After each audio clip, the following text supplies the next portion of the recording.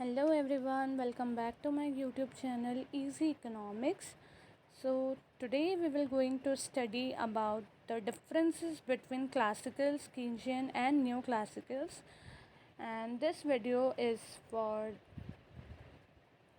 those who are preparing for economics exams or who are studying economics in their undergraduation, post graduation, or it will also helpful for those who are preparing for competitive exams in field of economics. And so let's begin. So the first one is classicals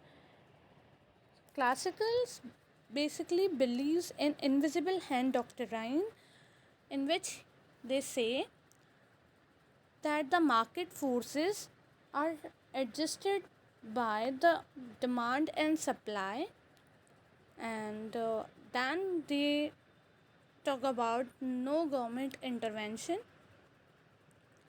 So basically they want to say that there is new there is no need for government to intervene in the market. And the famous economists of classicals are Adam Smith, David Ricardo, Thomas Matthew, John Black, or J.S. Mill. Or in this, they talk about the free trade. The wages are flexible. By what is the meaning of wages are flexible? Wages are flexible in the sense कि क्योंकि ये short run की बात करते हैं तो जो market की जो डिमांड है वो ऑटोमेटिक एडजस्टेड हो जाती है with the demand and forces, इसलिए जो वेजेस हैं वो फिक्स्ड नहीं रहती है, वो चेंज होती रहती है. Then they talk about the aggregate supply और सेल्फ एडजस्टमेंट का कंसेप्ट है इसमें. ये कहते हैं कि जो मार्केट की जो डिमांड, मार्केट जो फुल एम्प्लॉयमेंट में है वो एडजस्ट हो जाता है या इक्विलिब्रियम में है वो एडजस्ट हो जाता है through the market forces, that is demand और सप्लाई. और यहाँ ये क्वांटिटी थ्योरी ऑफ मनी पे कंसंट्रेट करते हैं बिकॉज ये मनी सप्लाई की बात करते हैं कि जो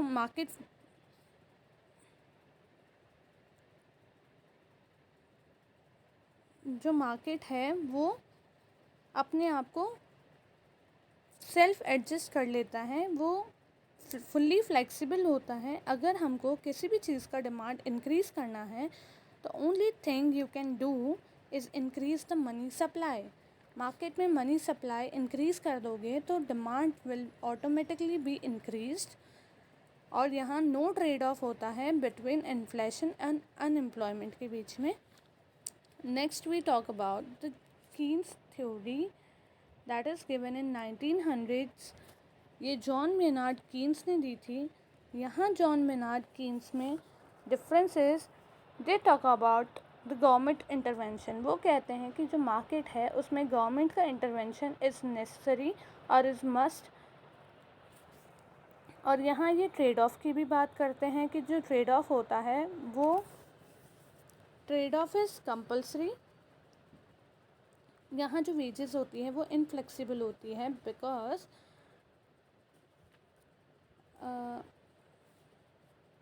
ये शॉर्ट रन की बात करते हैं तो यहाँ जो वेजेस है इनफ्लेक्सिबल इन द सेंस कि वो फिक्स्ड होती है, वो चेंज नहीं होती है. तो इसी वजह से अंडर एम्प्लॉयमेंट की सिचुएशन रहती है. Market is not in equilibrium. यहाँ लोगों को मनी इल्यूजन होता है. ये जो कीन्स थे वो एक डिमांड साइड इकोनॉमिस्ट थे और क्योंकि ये शॉर्ट रन की बात करते हैं तो यहाँ पे एक पम्प प्राइमिंग एक कंसेप्ट है जिसमें बोलते हैं कि if you want to increase the money supply या फिर if you want to increase the economic condition. Basically अगर आपको मार्केट में पैसा चाहिए या इन्वेस्टमेंट या फिर एम्प्लॉयमेंट जनरेट करना है तो you need to increase, you can only apply it through the fiscal policy. You can only use fiscal policy to adjust aggregate demand or aggregate supply. और capitalist tends to move through cycles. जो capitalist थे वो क्या हमेशा cycles में घूमते रहते हैं, क्योंकि यहाँ पे गवर्नमेंट इंटरवेंशन होता है और ये एक शॉर्ट रन की बात करते हैं, इसलिए यहाँ पे जो कैपिटलिस्ट होता है उसको हमेशा वो फिक्स नहीं होते हैं। उनका जो कंडीशन होता है, इकोनॉमिक कंडीशन होता है, वो थ्रू द साइकिल मूव होता रहता है। Then we talk about the new classicals. New classicals एक सप्लाई साइड इकोनॉमिस्ट थे। ये William Jones, Carl Mengers, Leon Walras, Alfred Marshall का कंसेप्ट है जो इसमें कंट्रीब्यूटर्स हैं। Now we will know the main points और की पॉइंट्स वी कैन से।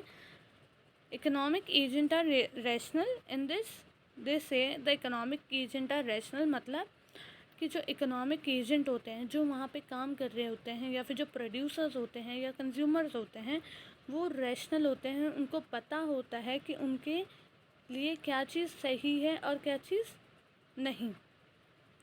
यहाँ पे मैक्सिमम प्रॉफिट की बात करते हैं। Everybody wants to maximise their profit, मतलब basically the producer wants to maximise their profit. और लीस्ट कॉस्ट की बात होती है, ये फोकस करते हैं मार्जिनल वैल्यू पे, दैट इज़ उनकी जो मार्जिनल कॉस्ट और मार्जिनल यूटिलिटी है ये इस पे फोकस करते हैं। इसलिए यहाँ का जो मार्केट है वो ऑलवेज इन इक्विलिब्रियम कंडीशन रहता है। और यहाँ जो प्रोड्यूसर्स होते हैं या जो कैपिटलिस्ट होते हैं वो least coast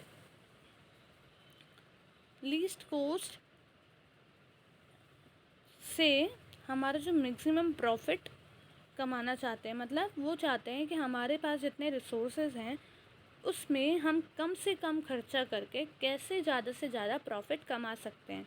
and then last it is utility और प्रॉफिट मैक्सिमाइजेशन। बेसिकली एक कंज्यूमर के थ्रू हम लोग देखे तो वो अपना यूटिलिटी इंक्रीज़ करना चाहेगा और प्रॉफिट को मैक्सिमाइज़ करना, मतलब प्रॉफिट मैक्सिमाइजेशन करना चाहेगा। Either it can be for capitalist or for consumer who are in the market.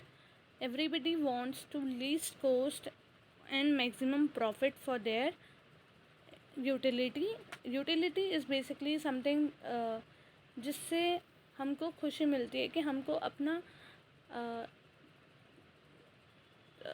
कोई चीज़ हमने ख़रीदी तो उससे हमको मिलने वाला जो सेटिस्फेक्शन है, that is what they talk about. So everybody wants to maximize their profit.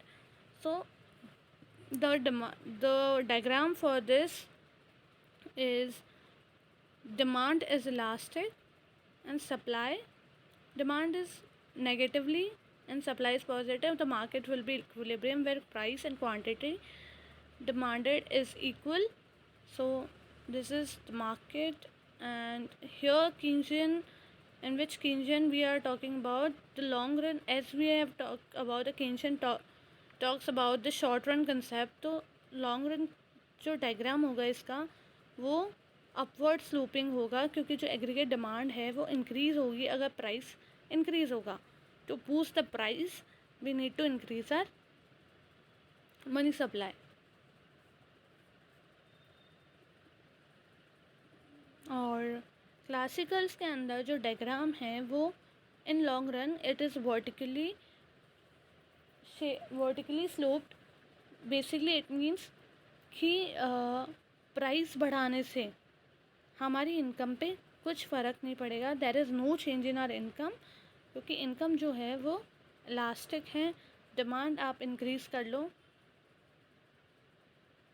तो but income will be same. So this is all about the differences about classical, Keynesian and neoclassicals. And if you like this video, do share it with your friends and like this channel and subscribe to this channel. I hope it will help you in any way, and if it help you then please do share and subscribe. Thank you for watching.